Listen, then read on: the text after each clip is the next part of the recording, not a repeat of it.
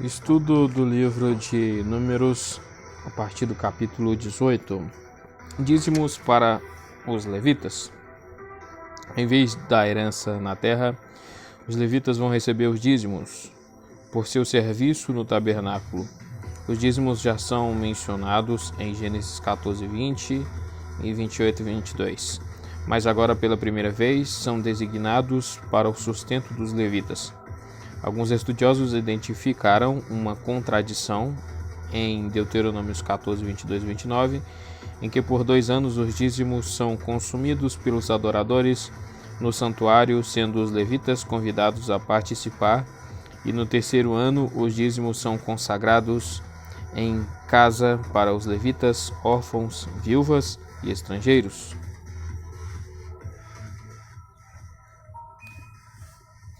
Esse dízimo festivo ou sagrado foi interpretado desde a época pós-exílica como um segundo dízimo. Temos de fazer concessões às condições complexas e confusas da conquista, que estão em foco em Deuteronômio.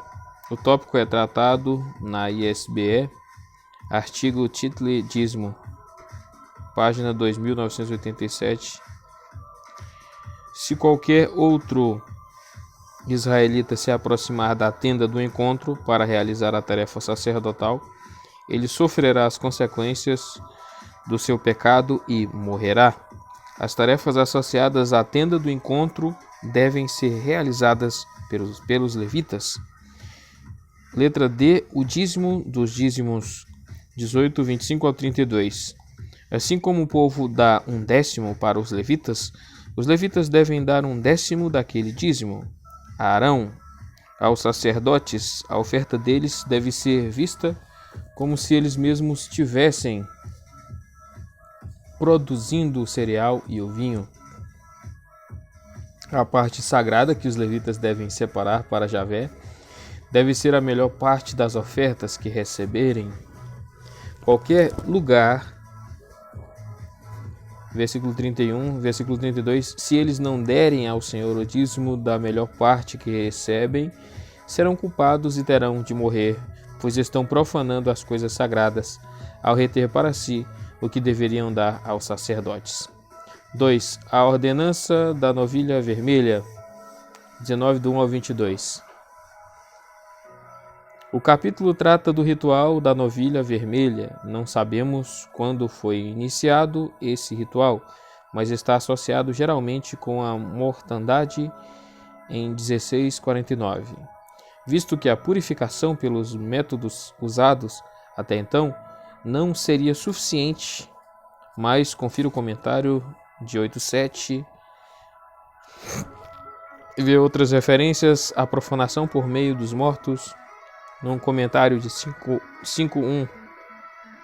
O estudo deste tema por P. Feibein em seu livro Typology of Scripture, 1854, versículo 2, página 355, é muito esclarecedor. A opinião de um rabino moderno é que esse ritual é o mais misterioso das Escrituras. Está claro que o seu propósito principal é incutir no povo de Israel a ideia de que o pecado acaba manchando todos os aspectos da vida e ainda resulta em morte. Isso é feito de forma que interrompa o mínimo possível a vida diária. É útil comparar esse capítulo com o ritual da novilha em Deuteronômios 21, do 1 ao 9, e com as leis de impureza em Levíticos 11:15. Também Hebreus 9:13. Letra A. A novilha vermelha, 19, do 1 ao 10. Versículo 2. Novilha vermelha, um animal fêmea, é prescrito para a cerimônia de Deuteronômios 21:3. E para a oferta pelo pecado por uma pessoa comum em Levíticos 4:28. Mas esse é o único caso em que a cor da vítima é prescrito sem defeito. A VA e a RV trazem sem mancha, o que poderia se referir à cor. Os rabinos diziam que 2 pelos de outra cor desqualificariam o animal, mas sem defeito ou perfeito é preferível. Isso é definido mais detalhadamente com sem mancha, sobre a qual nunca tenha sido colocada uma canga. Deuteronômios 21:3.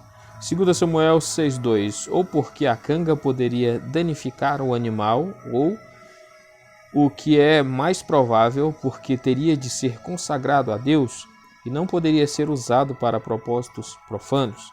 A novilha teria de ser dada ao sacerdote Eleazar e não a Arão, porque o sumo sacerdote teria se tornado impuro e não estaria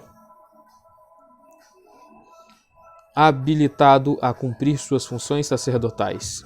Levíticos 21, 11 e 12. Os rabinos consideravam a novilha uma forma de propiciação pelo bezerro de ouro, em cujo pecado Arão tinha partilhado.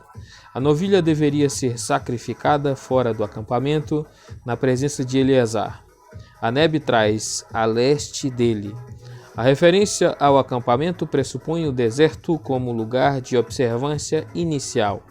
A carne de algumas ofertas pelo pecado era queimada fora do acampamento, depois de alguns rituais terem sido realizados no altar. Levíticos 4, 7 ao 12. Mas aqui o animal todo é levado para fora do acampamento. Eleazar toma um pouco do sangue e o asperge 7 vezes na direção da entrada da tenda do encontro.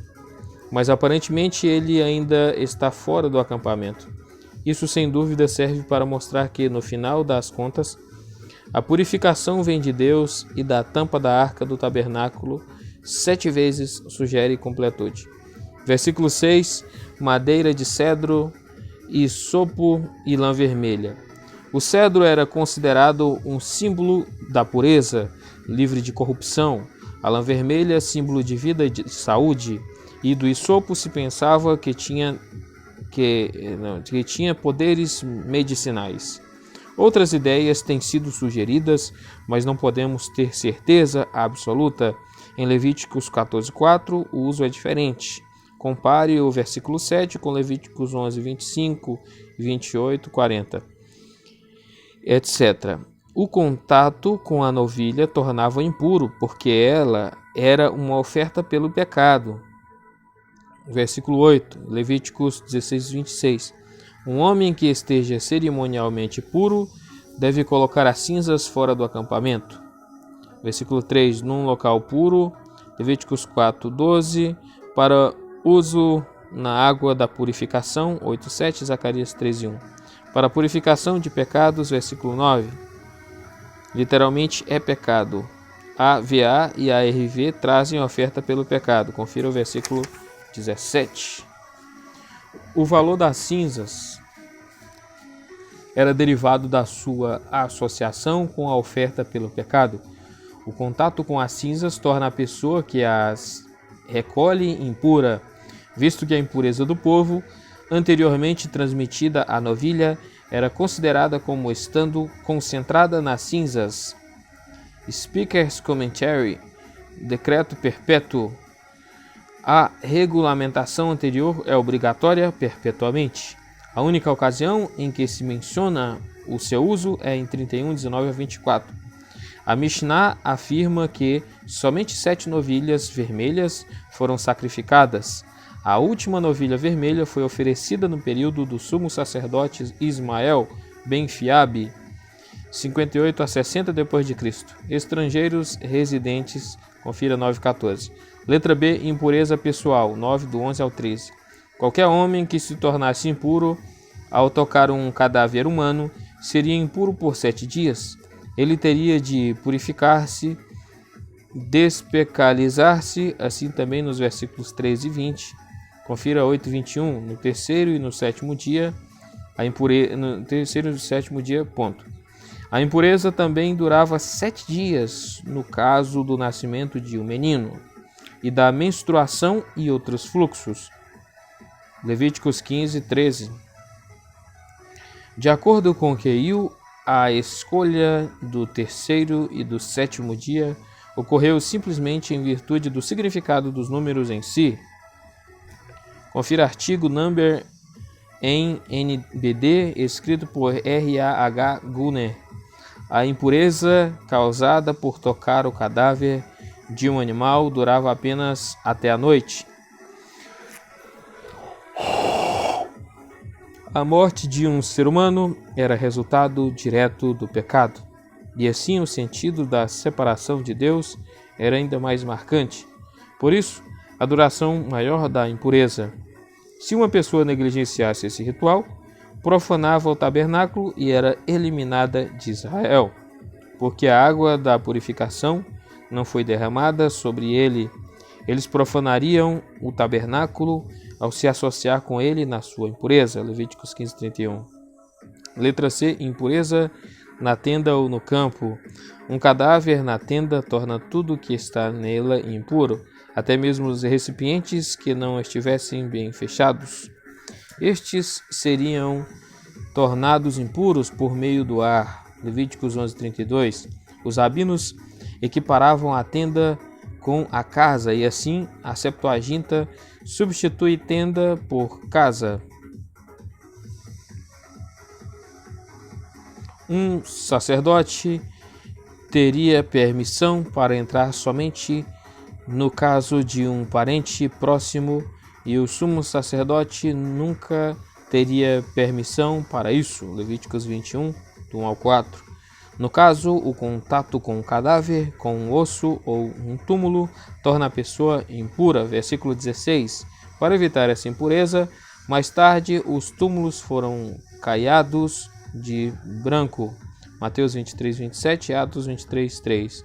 Os rituais de purificação são descritos nos versículos 17 a 19. Versículo 17, holocausto de purificação. A novilha que havia sido queimada para a remoção de pecados. As leis de pureza constituem a parte mais complicada da legislação rabínica. Letra D, resumo 19, do 20 ao 22. Compare o versículo 20 com o versículo 13 e o versículo 21 com os versículos 8, 10, 19. Versículo 21, decreto perpétuo. Versículo 10, aparentemente... confira o versículo 10. Falando para no 21, mandou conferir o versículo 10. Aparentemente, a referência é ao princípio fundamental de que a água da purificação precisa ser usada para remover toda impureza cerimonial. O versículo 22 parece referir-se à impureza causada por um cadáver, e não o versículo 21, pois não é razoável que aquele que tocou diretamente a coisa profanada não deveria estar mais impuro, e por mais tempo do que aquele que tocou somente aquela pessoa. Oitavo, de Cades Barneia até a planície de Moabe. Cádiz, a morte de Miriam. O povo chegou a Cádiz no deserto de Zin no primeiro mês. Em geral, presume-se que esse seja o primeiro mês do 40º ano. O capítulo tem a fluência de uma sucessão de eventos que culminam na morte de Arão. No 5º mês do 40º ano, a omissão do ano provavelmente é acidental. Alguns eruditos têm argumentado, no entanto, que esse foi o primeiro mês do 3º ano e que o versículo 1 se refere à jornada de 12:16. Não há indicação alguma em 33, do 36 a 39, de que Cádiz foi o quartel-general do povo por 38 anos. Ela é mencionada simplesmente como uma das 42 etapas, e Deuteronômio 2,14 implica uma partida geral do povo de Cádiz no início do 38º ano. A referência a toda a comunidade, versículo 1:22, é enfática e pode indicar uma reunião da comunidade que havia se espalhado pelo deserto. O acampamento organizado talvez tenha sido constituído apenas pelos levitas. Cádiz ou Cades Barneia, originalmente em Mispate, Gênesis 14:7, era um poço, um povoado e uma região desértica, Salmos 29:8. Aparentemente no nordeste da península do Sinai, na beira do deserto de Parã e de Zin, vê artigo Kadesh e Kaakichen em NBD, está em harmonia com um período mais breve ou mais longo que o povo passou em Cádiz.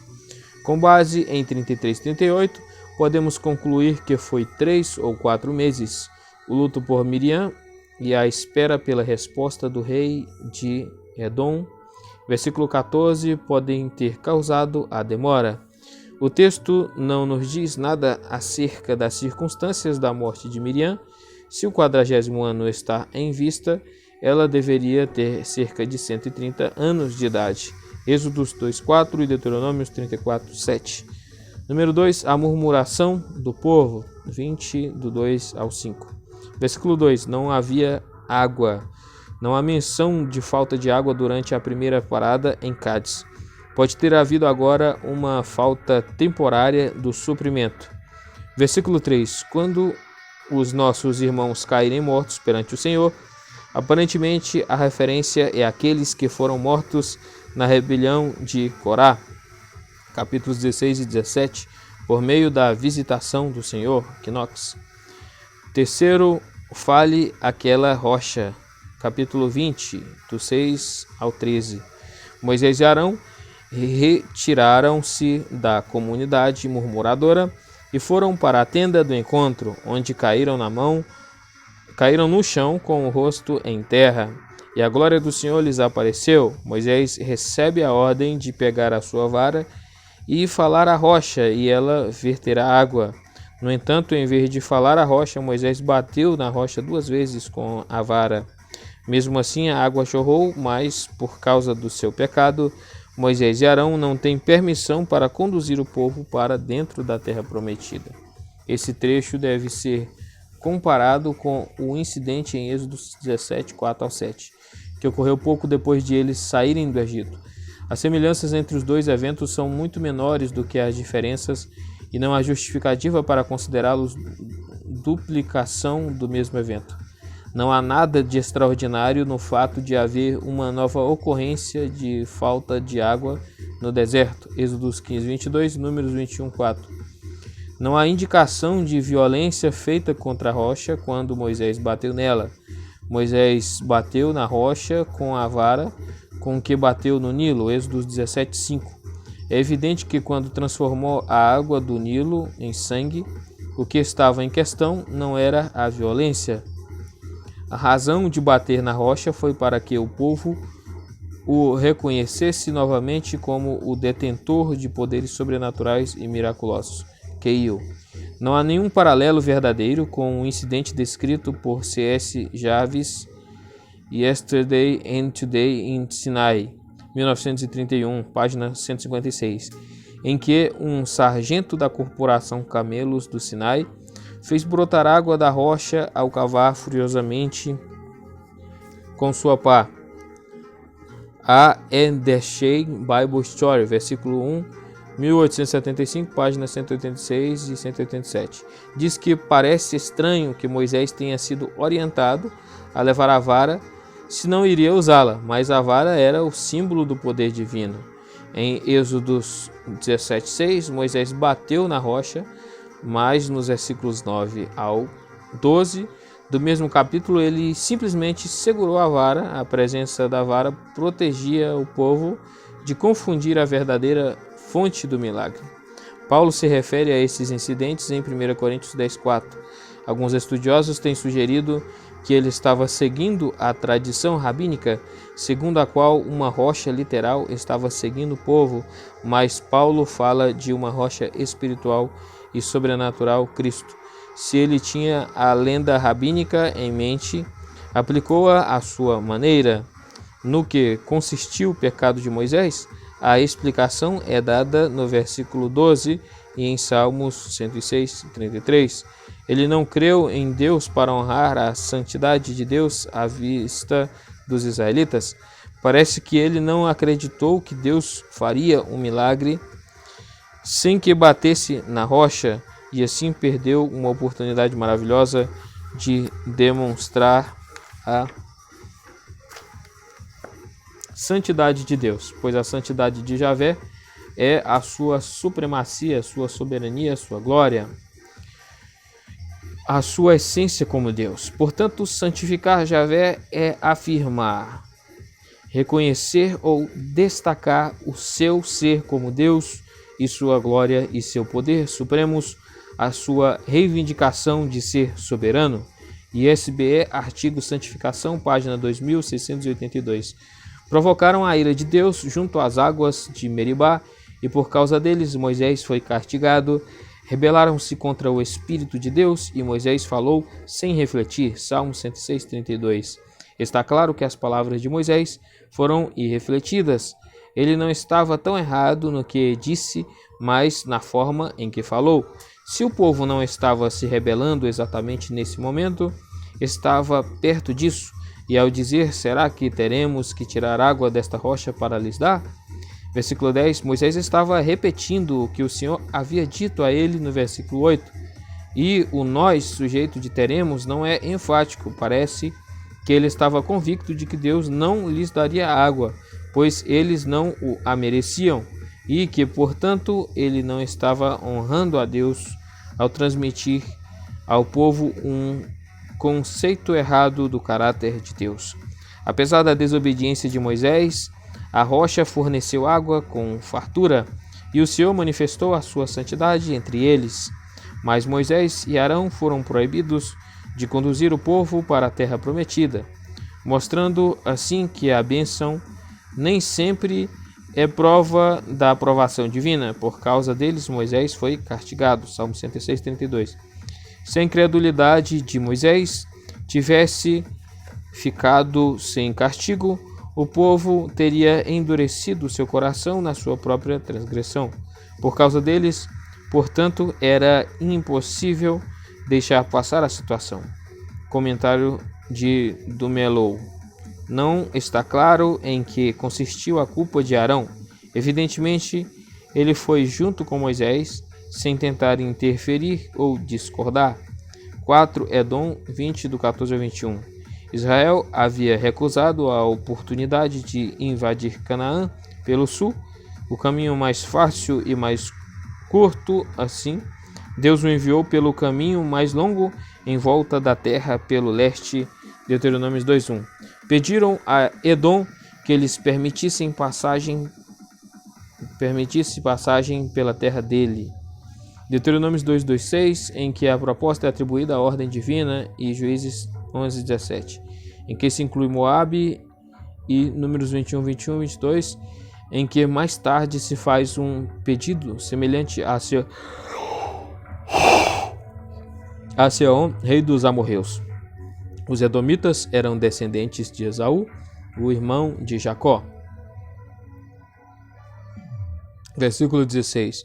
Um anjo, Êxodos 14:19, mas talvez o mensageiro, e é Moisés, eles prometem não tomar a água sem pagar por ela. Versículo 16 e 19. Em virtude da escassez da água no clima quente do Oriente, a prática da cobrança de taxas pelo uso de poços é universal. Comentário de Jamieson. Eles irão pela estrada do rei. Versículo 17. O nome dado à estrada direta que ia do Golfo de Acaba para a Síria, a leste do Mar Morto e do Vale do Jordão. A rota foi usada entre os séculos 23 e 20 a.C., sendo marcada ao longo de sua extensão por povoados da Idade do Bronze Antigo. D.J. Wiseman em NBD. Edom, no entanto, foi avarento e negou passagem a eles. Com base em Deuteronômios 2, do 4 ao 6, parece que os edomitas que rechaçaram os israelitas na fronteira ocidental ficaram alarmados quando eles apareceram no seu lado oriental e mais fraco, e até negociaram com eles. De acordo com Deuteronômios 2:5, os israelitas foram proibidos de lutar com os edomitas, porque Javé tinha dado os montes de Seir como posse a Esaú, mas o rei provavelmente não saberia ou não acreditaria nisso. 5. A morte de Arão, 20 do 22 ao 29. O povo veio ao monte Or, onde Arão morreu. As suas vestes sacerdotais, Êxodo 28, foram colocadas por Moisés em Eleazar. Confira Levíticos 8, 7 ao 9. E ele morreu no alto do monte à vista de toda a comunidade. Contraste com isso a morte de Moisés, Deuteronômio 34. O povo ficou de luto por Arão durante 30 dias. Gênesis 50.3. e Deuteronômio 34.8. Arão tinha 123 anos quando morreu. Confira 33:39. A sua morte contrasta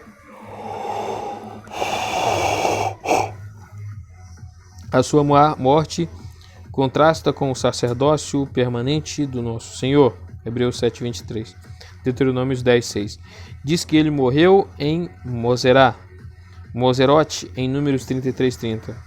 O Monte Or é um pico não identificado perto de Cádiz. O local tradicional próximo de Petra é impossível. Versículo 23. Perto da fronteira de Edom, talvez, para designar este monte do Monte Or ao norte, em 34:8. Versículo 24. Reunido aos seus antepassados. As palavras são uma sugestão de que há vida após a morte. As palavras são uma sugestão de que há vida após a morte. Olha só, e as referências que ele dá aqui, reunido aos seus antepassados, Gênesis 25, 8 e 17, 35, 29, 49, 29 a 33, e Números 20, 26 e 27, 13 e 31, 2, 31.2.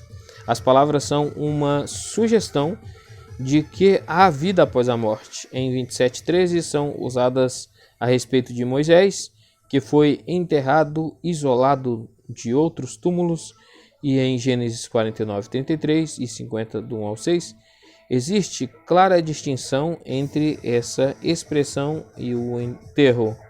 Vocês dois se rebelaram, a mesma acusação que Moisés havia feito contra o povo. Versículo 10. 6. Vitória sobre o rei de Arad, 21 do 1 ao 3. Não sabemos exatamente quando ocorreu essa operação militar. H.M. Wiener é enfático na sua argumentação de que essa seção foi deslocada. É verdade que ficaria melhor antes do capítulo 13, acerca de Arad. Confira 33:40, Josué 12:14, Juízes 1:16. Parece ter se situado próximo da divisa entre Judá e Simeão.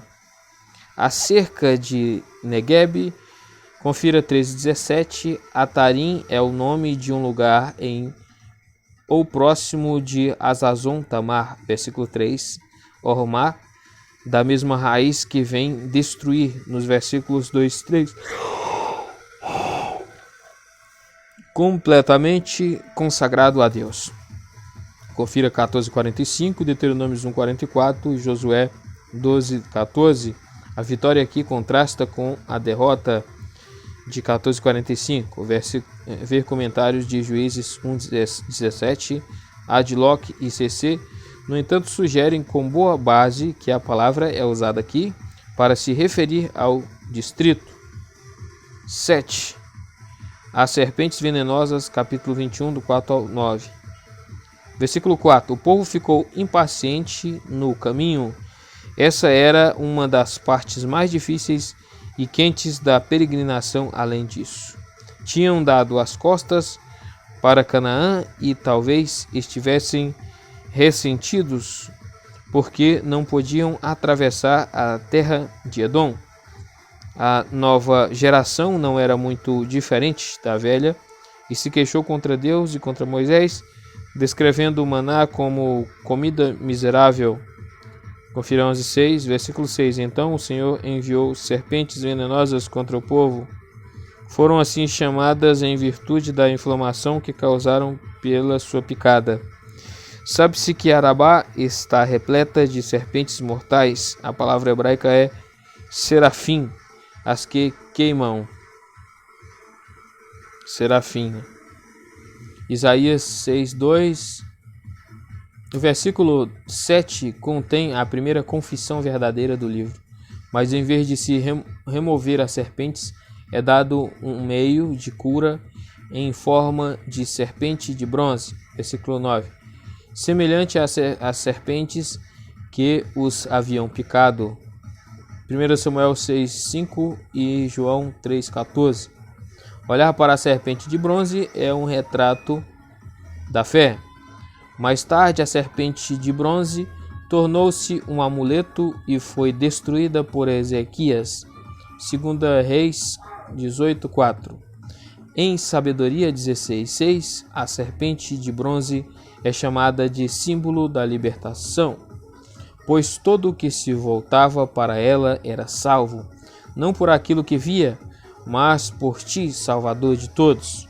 8º, vários locais de acampamento, 21, do 10 ao 15. Em 33, 41 ao 43, são mencionados 2 estágios intermediários, Zalmona e Punon.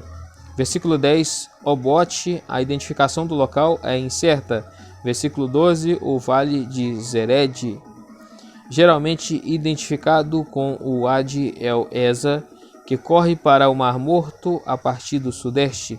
Com base em Deuteronômio 2,14, fica claro que este foi um estágio importante na jornada deles, pois agora tinham deixado o deserto na sua peregrinação. Versículo 13, Arnon, um rio que desemboca na margem leste do Mar Morto, do outro lado de En-Gedi, Deuteronômio 3,12. A importância do rio é confirmada pelo número de fontes e pontes que se encontram aí, sendo estas mencionadas em Isaías 16:2. Nada mais se sabe do livro das guerras do Senhor. Evidentemente, era uma coletânea de hinos de vitória. Voeb, divisor de águas, aparentemente é um nome de uma vila ou forte. E Sufá, o distrito, versículo 15, versículo 28 e provavelmente Deuteronômio 2:36, a cidade que fica no mesmo vale. Antes de Vaeb, provavelmente temos de subentender um sujeito e um verbo como nós ou o Senhor tomou. Número 9, o Cântico da Fonte, capítulo 26, do 16 ao 18a. Eles vêm a um lugar em que acham um poço, por isso o lugar se chamou Bir, que é poço. Versículo 16, Berseba. Não diz aqui que o povo o cavou, nem nessa ocasião. O versículo 18 sugere que já tinha história. O próprio cânon talvez já fosse bem conhecido. Os cetros e cajados também expressem a autoridade de príncipes e nobres, ou talvez seja uma alusão ao costume segundo o qual um chefe de um clã abria um poço simbolicamente com seu cajado. Número 10, de Maná até Pisga, capítulo 26, do 18b ao 20. O povo caminha para o leste em direção a Moabe, ao norte de Arnon, mas a localização exata é incerta. Versículo 20, deserto de Gesimon, um termo usado especialmente para se referir à terra árida da região do Baixo Jordão e a leste do Mar Morto. Muitos eruditos creem que Pisga refere-se à região montanhosa, na qual termina o platô de Moabe no lado ocidental, e o povo de Pisga é o ponto em que culmina a cadeia que se estende da parte principal para o oeste. Uma comparação em 33, 45 a 49 vai mostrar menos ataques do que em 21, 13 ao 20. Número 11, Seom, rei dos amorreus, capítulo 21, do 21 ao 26. Assim como Israel tinha pedido a Edom que lhe permitisse atravessar seu território, também agora pede passagem a Seom, rei dos amorreus, e recebe negativa semelhante. Antes disso, Israel tinha sido proibido de lutar contra Edom, Moabe e Amon, Deuteronômio 2, 5, 9, 19. Mas dessa vez recebe a seguinte ordem: comecem a ocupação entrem em guerra contra ele. Deuteronômio 2, 24 a 37. Versículo 23. Jaza, local desconhecido. Josué 13, 18 e 21, 36. Nessa batalha, Israel foi vitorioso, ocupou a terra dele e se estabeleceu em todas as cidades dos amorreus. Versículo 24. Jazar, a NVI, também a BJ, que segue a Septuaginta, e a Vulgata, diferentemente da RA, cuja fronteira era fornecida, e NTLH, na qual fronteira havia muralhas. A afirmação no versículo 25 de que Israel capturou todas as cidades dos amorreus traz um pouco de antecipação da própria história, visto que a ocupação não ocorreu antes de Moisés dar a terra conquistada às tribos de Ruben e de Gade como posse Queil. A capital de Seom era Esbom, a cerca de 25 quilômetros a leste do Jordão. Confira 32, 37 e Josué 13, 26.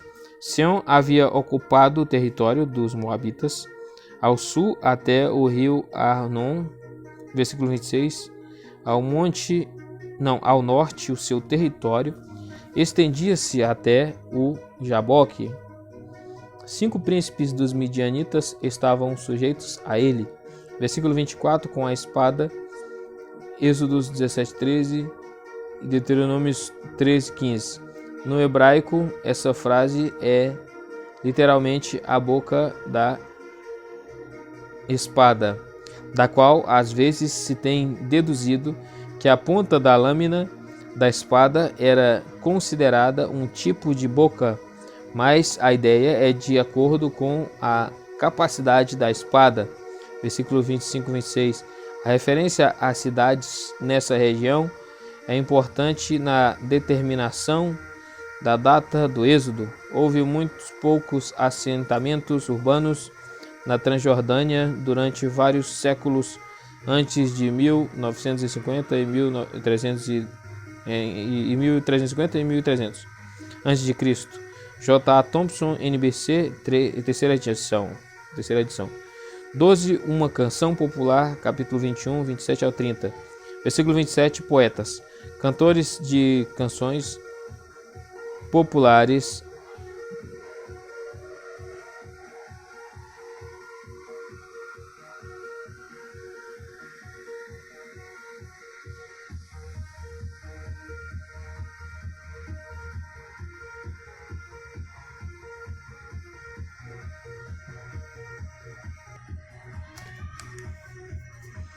Então é o versículo 27 do capítulo 21. Poetas.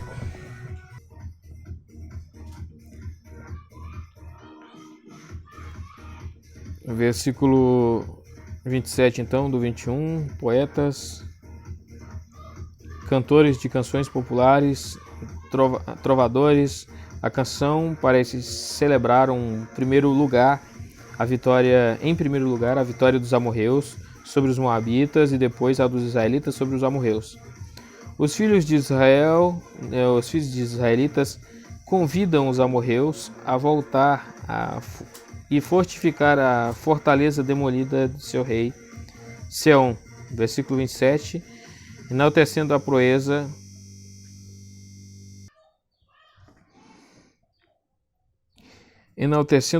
do monarca na luta contra Moabe.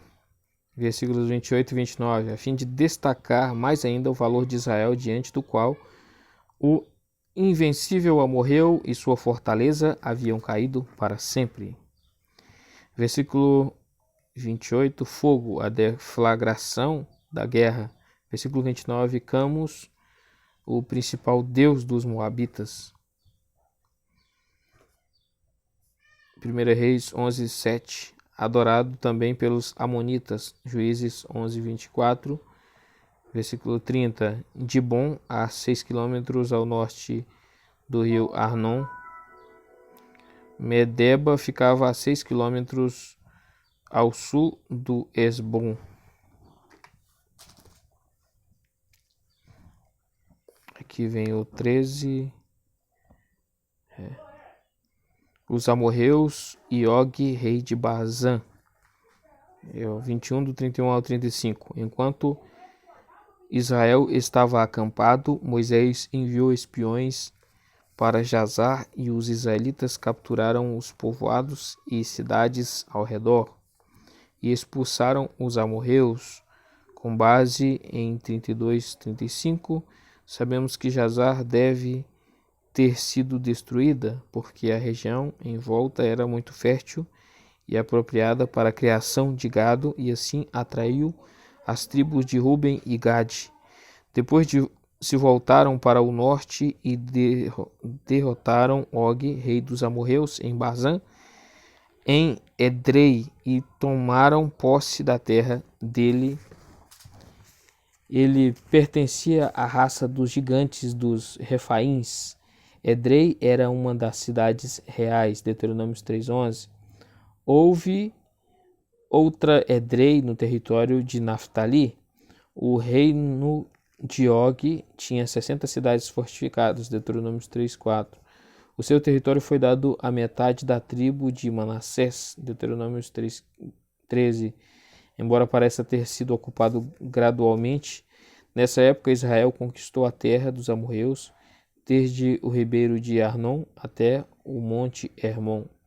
Deuteronômio 3:8. Bazã é citada com frequência na Bíblia como um lugar extremamente fértil. No seu artigo Bashan, HDB G.A. Smith escreveu que o nome era atribuído ao território ao norte de Gileade e parece ter sido usado geralmente para se referir a toda a divisão norte das 3 grandes divisões da Palestina Oriental. Ele também destacou com as chamadas cidades gigantes de Bazã, de que J.L. Porter escreveu 1877, não são mais antigas que a civilização grega nessa região.